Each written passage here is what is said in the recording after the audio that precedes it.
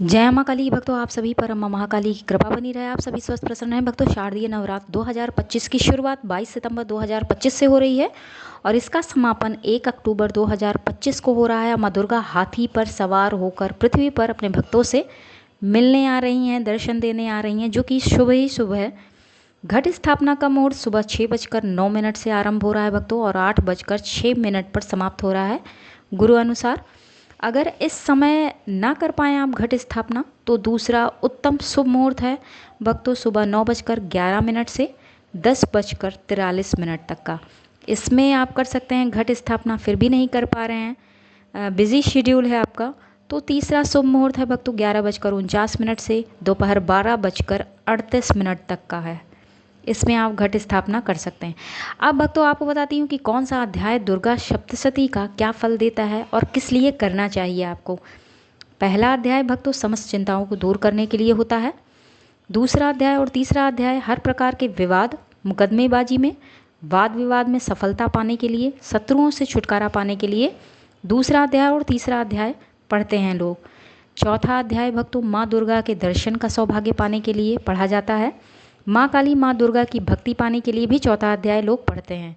पांचवा अध्याय भक्तों भय से, अगर किसी भी प्रकार की पीड़ा है, आपको भय हो रहा है, किसी भी प्रकार का डर है, वहम है, अगर हृदय में, मस्तिष्क में, प्रेत छाया से अगर परेशान है, तो उससे मुक्ति पाने के लिए यह अध्याय श्रेष्ठ होता है। बहुत लोग पढ़ते हैं भक्तों पांचवा अध्याय सिर्फ। छठवां अध्याय समस्त बाधाओं को दूर करने के लिए, मनोकामना पूर्ण करने के लिए पढ़ा जाता है भक्तों। सातवां अध्याय भक्तों हृदय की गुप्त कामनाओं की पूर्ति के लिए होता है और आठवां अध्याय धन, लाभ, वशीकरण, शक्ति और समाज में मान सम्मान की प्राप्ति हेतु किया जाता है। आठवां अध्याय भी बहुत लोग दुर्गा नवरात्रि में पढ़ते हैं, सिर्फ एक अध्याय ही पढ़ते हैं, अनुष्ठान भी इस अध्याय से करवाते हैं। नवां अध्याय भक्तों खोई हुई वस्तु, कोई वस्तु खो गई है उसको तलाशने के लिए, संपत्ति लाभ करने के लिए, धन प्राप्ति के लिए, कोई नाराज़ है आपसे उसे मनाने के लिए, कोई रूठ गया है उसे मनाने के लिए ये पाठ किया जाता है नवां अध्याय का। दसम अध्याय भक्तों दसवां अध्याय जो होता है वो गुमशुदा की तलाश के लिए होता है, हर प्रकार की पुत्रादि कामना की पूर्ति के लिए होता है, पुत्र रत्न की प्राप्ति हो जाए इसलिए भी लोग पढ़ते हैं दसवां अध्याय। कोई आपको छोड़ कर के चला गया है, कोई भूल गया है, घर से बच्चे चले जाते हैं, जैसे बहुत लोगों के यहाँ होता है कि कोई रूठ करके चला गया है, तो उसे मनाने के लिए कि वो वापस आ जाए घर में, दसवां अध्याय पढ़ा जाता है। बच्चे अगर गलत रास्ते पर चले गए हैं भक्तों घर के, तो उन्हें सुधारने के लिए भी ये पाठ किया जाता है। 11वां अध्याय भक्तों व्यापार सुख शांति के लिए, व्यापार को बढ़ाने के लिए, हर प्रकार की सुख शांति के लिए 11वां अध्याय पढ़ा जाता है। 12वां अध्याय का पाठ किसी विशेष देवी की या भगवती की भक्ति प्राप्त करने हेतु, आशीर्वाद प्राप्त करने हेतु 12वां अध्याय का पाठ किया जाता है। अब 13वां अध्याय भक्तों सभी इच्छित वस्तुओं की प्राप्ति हेतु, जो भी मन में इच्छा है कि ये वस्तु मुझे प्राप्त हो जाए, विशेष मनोकामना पूर्ति हेतु भी 13वां अध्याय का पाठ किया जाता है। भक्तों अगर संपूर्ण दुर्गा सप्तशती का पाठ नहीं कर पा रहे हैं तो सिर्फ प्रतिदिन नवरात्रों में 11वें अध्याय का पाठ करना चाहिए, जिसमें नारायण स्तुति का भी उल्लेख किया गया है। तो ये बहुत लाभप्रद होता है और इसमें आपको माँ दुर्गा माँ काली का आशीर्वाद प्राप्त होता है। एक और महत्वपूर्ण बात, अगर समस्त पाठ नहीं कर पा रहे हैं भक्तों तो 108 माता के नाम पढ़ लीजिए, कवच पढ़ सकते हैं आप।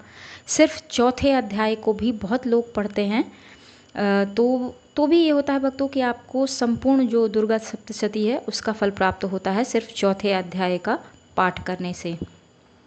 समस्त परेशानियां इससे दूर होती हैं और आपको अम्मा काली, अम्मा दुर्गा का आशीर्वाद भी प्राप्त होता है भक्तों चौथे अध्याय से।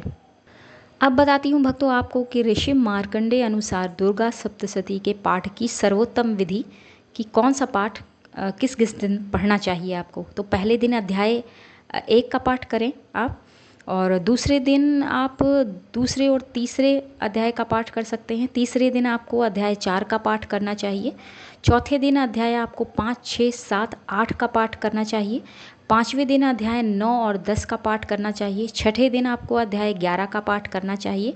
सातवें दिन अध्याय आपको 12 और 13 का पाठ करना चाहिए। उपसंहार भी इसी दिन करना चाहिए। आठवें दिन तंत्रोक्त देवी सूक्तम, मूर्ति रहस्य अष्टमी हवन बहुत लोग करते हैं। क्षमा प्रार्थना आपको पढ़नी चाहिए और दुर्गा माता के 32 नाम का भी पाठ आप इस दिन कर सकते हैं भक्तों। 9 दिन कर सकते हैं और इस दिन भी कर सकते हैं। 9वें दिन भक्तों सिद्ध कुंजिका स्तोत्र का पाठ आपको करना चाहिए। नवमी हवन भी जो लोग करना चाहते हैं कर सकते हैं। कन्या भोज आदि कर सकते हैं भक्तों आप। भक्तों दुर्गा अष्टमी आपको बता दूं कि किस दिन पड़ रही है, तो 30 सितंबर 2025 को पड़ रही है। और नवमी की बात करूं तो नवमी बुधवार को 1 अक्टूबर 2025 को पड़ रही है।